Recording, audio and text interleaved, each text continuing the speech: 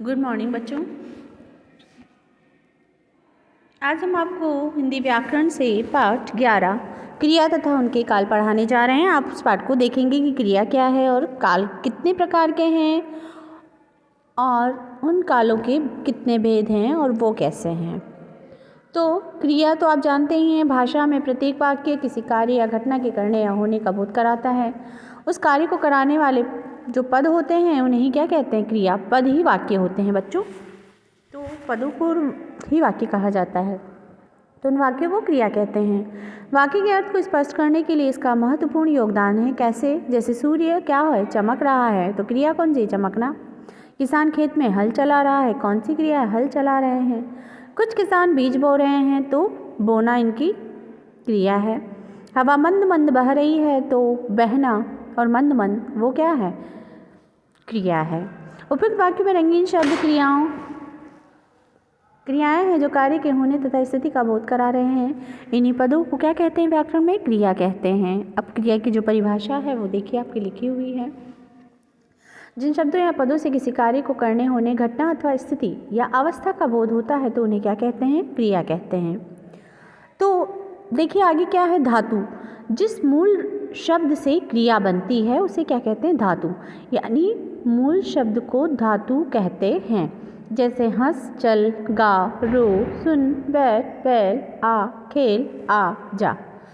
मूल धातु की पहचान कैसे करेंगे? जब धातु अपने मूल रूप में प्रयुक्त की जाती है तो पुरुषवाचक सर्वनाम के मध्यम पुरुष शब्द तू के साथ आज्ञा के अर्थ में प्रयोग होती है। जैसे तू जा, तू लेख, तू पढ़, तू गा आदि। ये सभी क्रियाएं मूल धातु हैं जिनसे अनेक धातुएं बनाई जा सकती हैं। धातु का सामान्य रूप है। जो मूल धातु में ना जोड़ देते हैं और ना जोड़कर बनाए गए क्रिया रूप को सामान्य रूप से क्या कहते हैं? धातु रूप कहते हैं। जैसे हंस से ना, हंसना, सो से ना, सोना। तो ये थी क्रियाओं के। अब देखते हैं क्रियाओं की विशेषताएं। क्रिया एक या एक से अधिक शब्दों की हो सकती है। जैसे वह खेला, एक शब्द की क्रिया वह खेल रहा है। अनेक शब्दों की क्रिया का प्रयोग वाक्य के अंत में किया जा सकता है और मध्य में भी। जैसे श्वेता को बुलाया, श्वेता को बुलाकर समझाया। क्रिया एक विकारी शब्द है, अतः वचन, लिंग और कारक आदि के कारण भी इसके रूप में परिवर्तन हो सकता है। जैसे लड़का खाना खा रहा है, लड़के खाना खा रहे हैं, लड़की खाना खा रही है और लड़कों ने खाना खा लिया। तो इसमें क्या है? नीचे वाले में वचन के कारण हुआ है कारक चिन्ह और ऊपर में लिंग के कारण। तो देखते हैं आगे। यदि वाक्य में कर्ता के साथ किसी कारक या विभक्ति चिन्ह ना लगा हो तो क्रिया का लिंग वचन कर्ता के अनुसार होता है। किसके अनुसार होता है? कर्ता के अनुसार होता है। जैसे विवेक जा रहा है, कुछ लगा नहीं है, श्यामा जा रही है, तो ये क्रिया क्या है? लिंग कर्ता के अनुसार है। यदि कर्ता के साथ कारक का विभक्ति चिन्ह जुड़ा हो तो क्रिया कर्म के अनुसार प्रयोग की जाती है। जैसे उमेश ने समाचार पढ़े, उमेश ने कविताएं पढ़ी। यहाँ पे क्या है? कर्ता के कर्म के अनुसार ही क्रिया का प्रयोग किया गया है। अब यदि वाक्य के कर्ता और कर्म दोनों के साथ विभक्ति का प्रयोग किया गया हो तो वाक्य की क्रिया क्या होगी? सदैव एक वचन पुल्लिंग में होती है। जैसे अध्यापक ने बच्चों को पुरस्कार दिया, अध्यापिका ने बच्चों को पुरस्कार दिया, एक वचन में ही है, पुरस्कार नहीं बदला ना। अब है कर्म की दृष्टि से क्रिया के भेद। कर्म की दृष्टि से क्रिया के दो भेद हैं, सकर्मक और अकर्मक। तो सकर्मक क्रिया में जिस क्रिया के साथ कर्म का प्रयोग होता है उसे सकर्मक क्रिया कहते हैं और क्रिया को करने वाला कर्ता होता है परंतु कार्य का फल कर्म पर पड़ता है। जैसे दिनेश कार चलाता है, वह दूध पीता है, तो इसमें क्रिया क्या है? चलाता है, पीता है। कर्ता कौन है? दिनेश है, वह है। कर्म क्या है? कार है और दूध है, और कर्म फल पर पड़ रहा है, कार और दूध पर ही पड़ रहा है। तो सकर्मक क्रियाओं की कैसे पहचान करेंगे? सकर्मक क्रियाओं में कर्म की पहचान करने के लिए क्रिया में प्रश्नवाचक शब्द क्या या किसको का प्रयोग करके देखेंगे कि उसका उत्तर मिलता है या नहीं। जैसे दिनेश क्या चलाता है? कार। मिल गया उत्तर। तो कर्म क्या है? कार है। वह क्या पीता है? दूध पीता है। तो कर्म क्या है? दूध है। तो सकर्मक क्रिया के भी दो भेद होते हैं बच्चों, एक कर्मक और द्विकर्मक। तो एक कर्मक में एक कर्म होता है, द्विकर्मक में दो कर्म साथ होते हैं। जैसे सकर्मक में एक कर्मक देखते हैं। जिन सकर्मक क्रियाओं के साथ एक कर्म पाया जाता है वे एक कर्मक क्रिया कहलाती है। जैसे रमा भोजन देती है, अध्यापक पढ़ाते हैं। एक ही क्रिया है, भोजन देती है, पढ़ाते हैं। और द्विकर्मक में ऐसी सकर्मक क्रियाएं जिनमें दो कर्म होते हैं द्विकर्मक क्रियाएं कहलाती हैं। द्विकर्मक क्रियाओं की पहचान के लिए प्रश्नवाचक शब्द क्या और किसे का प्रयोग करने पर यदि दोनों का उत्तर प्राप्त हो जाए तो वही द्विकर्मक क्रियाएं होती हैं और दो कर्मक क्रियाओं का प्रयोग होता है। जैसे श्रद्धा ने साक्षी को गीत के बोल समझाए, तो प्रश्न क्या है, श्रद्धा ने साक्षी को क्या समझाया, गीत के बोल समझाया। फिर श्रद्धा ने गीत के बोल किसे समझाए, साक्षी को समझाए। तो ये कर्म है ना, दो कर्म है इसमें, इसीलिए ये सकर्मक क्रिया के भेद हैं और ये द्विकर्मक थी। द्विकर्मक क्रिया में क्या और किसे दोनों का उत्तर मिलता है। अब विशेष बात यह है कि द्विकर्मक क्रियाओं में प्रथम कर्म को मुख्य या प्रधान कर्म तथा दूसरे कर्म को गौण कर्म कहते हैं।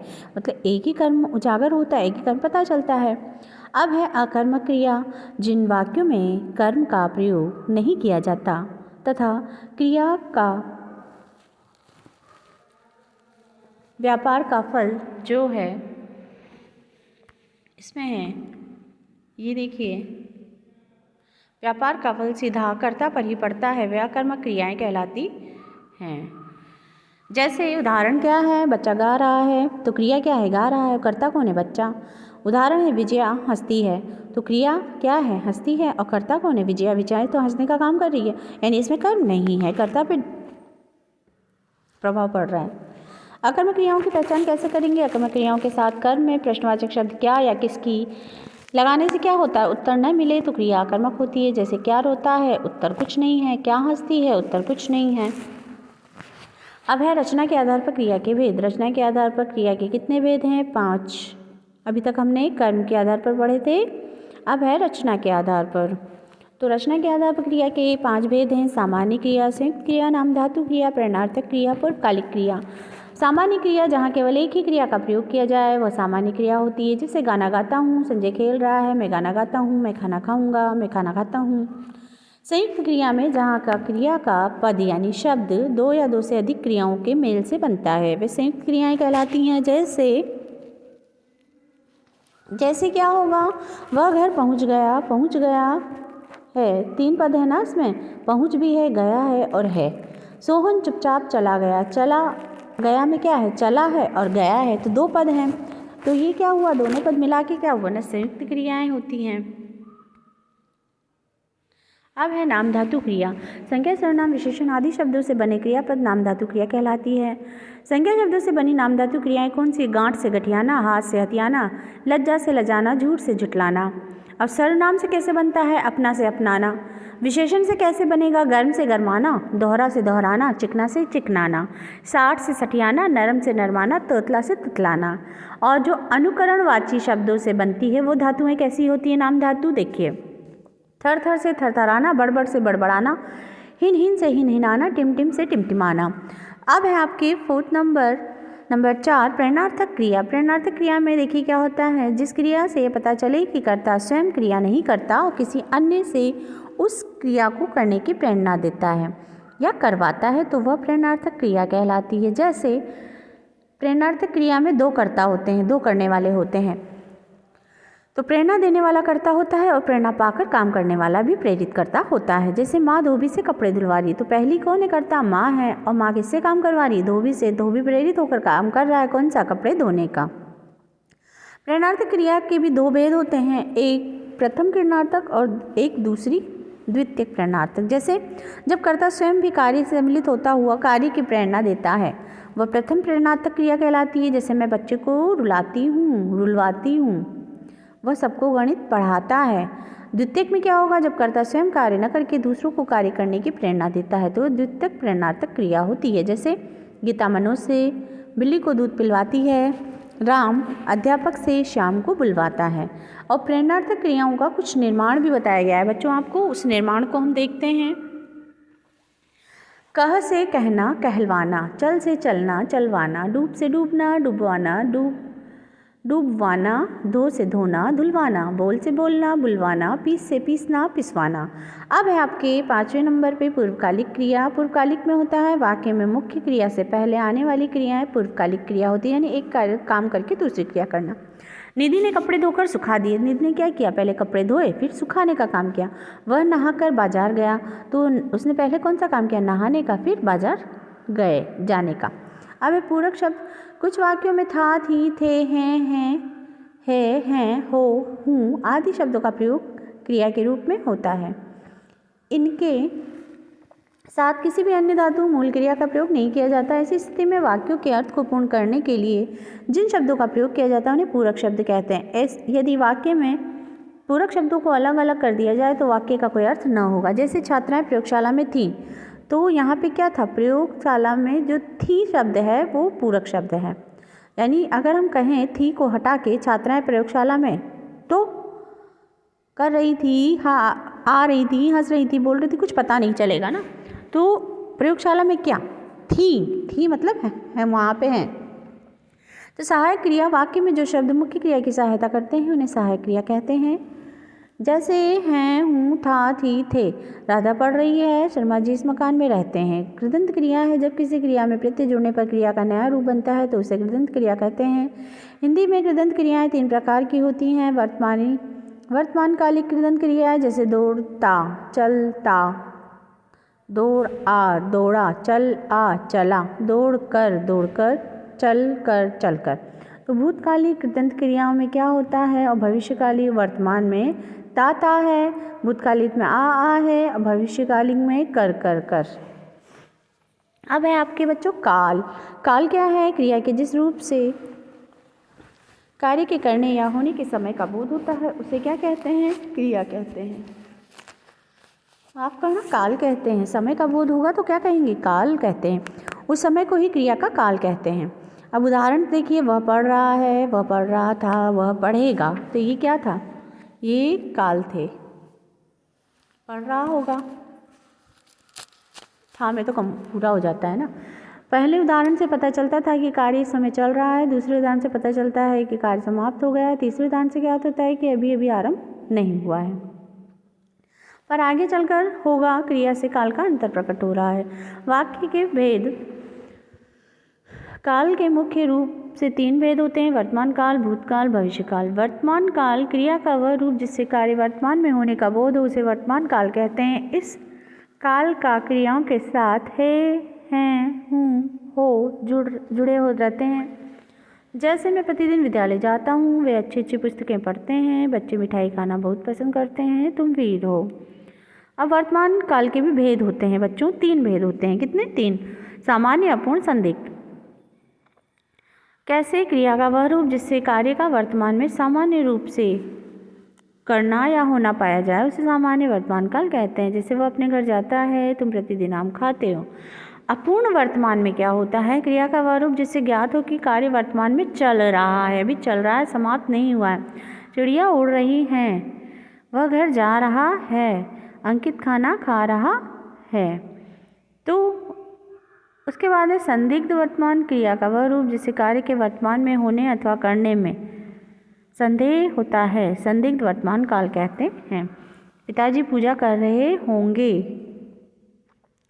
आयाम, अब यात्रा कर रहा होगा, श्रुति पढ़ रही होगी।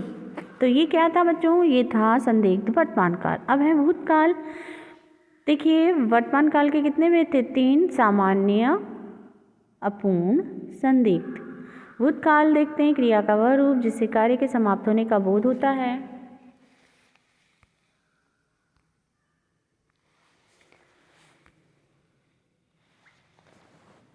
उसे भूतकाल कहते हैं। इस काल की मुख्य क्रिया में आ, ई, ए जुड़े रहते हैं। मैंने आपका पत्र पढ़ा, मोहन और सोहन के साथ राधा नहीं गई। इन उदाहरणों में पढ़ा, आया, गई और देखे से पता चलता है कि कार्य को पूर्ण हुए काफ़ी समय हो चुका है, अतः यह वाक्य भूतकाल में है। जैसे वह कल घर नहीं आया, या है, हमने 4 बंदर देखे, ए है, तो ये सब क्या है, भूतकाल। ध्यान रहे, था, थी, थे का प्रयोग भूतकाल में ही होता है, अन्य किसी काल में नहीं होता है। भूतकाल के 6 भेद होते हैं। कितने भेद होते हैं बच्चों, 6 भेद होते हैं। सामान्य भूतकाल, आसन भूतकाल, पूर्ण भूतकाल, संदिग्ध भूतकाल और हेतु मत भूतकाल और संभाव्य भूतकाल। इसको पढ़ना पड़ता है। 6 भेद होते हैं भूतकाल के। तो सामान्य भूतकाल में, इस काल में भूतकाल के सामान्य रूप से बीते हुए समय में पूर्ण होने का बोध होता है इससे, परंतु इसके पता चलता है कि कार्य को समाप्त हुए कम देर हुई या अधिक। जैसे वह कल विद्यालय गया था, उसने दोपहर पेट भर खाना खाया, चिड़िया उड़ गई। आसन भूतकाल में, इस काल से जाना जाता है कार्य भूतकाल में आरंभ होकर थोड़ी देर पहले ही समाप्त हुआ है, अर्थात भूतकाल की क्रिया वर्तमान में समाप्त हुई है। इससे मुख्य क्रिया सामान्य भूत में गया, खाया, पिया, नहाया, धोया आदि, और सहायक क्रिया सामान्य वर्तमान में होती है। जैसे वह दिल्ली गई, हमने अभी खाना खाया है। इस काल में क्रिया का रूप इस प्रकार होता है। एक वचन आया हूँ, मध्यम में आया है, आया है। एक वचन स्त्री में आई हूँ, आई है, आई है। बहुवचन में आए हैं, आए हो, आए हैं। बहुवचन स्त्री में आई है, आई हो, आई हैं। तो ये बच्चों क्या था आपका। अब देखते हैं पूर्ण भूतकाल। पूर्ण भूतकाल इस काल से ज्ञात होता है कि कार्य भूतकाल में पूर्ण हो गया। इस काल के वाक्यों में मुख्य क्रिया और सहायक क्रिया दोनों ही भूतकाल में होती है। जैसे लड़कियां कल बाजार गई थी, वह कल आया था। संदिग्ध भूतकाल जिस काल में क्रिया के समाप्त होने में संदेह का बोध हो, वहाँ संदिग्ध भूतकाल है। इसमें मुख्य क्रिया भूतकाल में और सहायक क्रिया भविष्यकाल में होती है। जैसे वह घर चला गया होगा, कल उसने खत लिख लिया होगा। हेतु हेतुमत भूतकाल इस काल को सामान्य संकेतार्थ भी कहते हैं। इस काल में शर्त का बोध होता है और ऐसा प्रकट किया जाता है कि कार्य भूतकाल में होने वाला था किंतु हो नहीं सका। इस काल में वाक्यों में क्रिया वर्तमान कालिक कृदंत होती है। यदि तुम उसकी बात मान लेते तो हमारा काम बन जाता, वह चाहता तो हम आगरा में होते। तो ये क्या है, हेतु हेतुमत भूतकाल। संभाव्य भूतकाल में इस काल में वाक्यों में भूतकाल में कार्य होने की इच्छा या संभावना प्रकट होती है। इसके वाक्य में मुख्य क्रिया भूतकालिक कृदंत होती है और सहायक क्रिया संभाव्य वर्तमान में रहती है। जैसे शायद वह घर गया हो, शायद वह आज नहीं चले हों, हो सकता है कि उसने पाठ याद कर लिया हो। अब है भविष्यकाल। क्रिया का वह रूप जिससे ज्ञात हो कि कार्य आने वाले समय में होता है, उसे भविष्यत काल कहते हैं। काल के वाक्यों की मुख्य क्रिया में गा गे गी जुड़े रहते हैं। जैसे वह आज विद्यालय जाएगा, शीला की माताजी आज यहाँ आएंगी, वे तुम्हारी कहानी अवश्य पढ़ेंगे, तुम्हें व्याकरण हम पढ़ाएंगे। अब जो उदाहरण है जाएगा, पढ़ेंगे, आएंगे और पढ़ाएंगे, क्रियाओं से पता चला है कि कार्य आगे आने वाले समय में होगा। तो ये क्या है, भविष्यकाल है। भविष्यकाल के कितने भेद होते हैं, 2 भेद होते हैं, सामान्य भविष्यकाल और संदिग्ध भविष्यकाल। सबसे ज़्यादा किसमें होते हैं, भूतकाल में होते हैं बच्चों। अब सामान्य में क्या होगा, इस काल में वाक्यों की किसी कार्य में भविष्यकाल में होने की सामान्य अवस्था प्रकट होती है। जैसे वह आज हिंदी याद करेगा, मैं आज खाना नहीं खाऊंगा। अब है संदिग्ध भविष्यकाल में इस काल के वाक्यों में किसी कार्य के भविष्य में होने की संभावना रहती है किंतु कार्य में होने या न होने का निश्चय नहीं होता। जैसे ईश्वर करे कि तुम्हें सफलता मिले, शायद वे कल आएँ। तो ये था संदिग्ध भविष्यकाल, जिसमें क्या होता है, संभावनाएं होती हैं। तो बच्चों ये था पाठ आपका क्रिया और काल। धन्यवाद।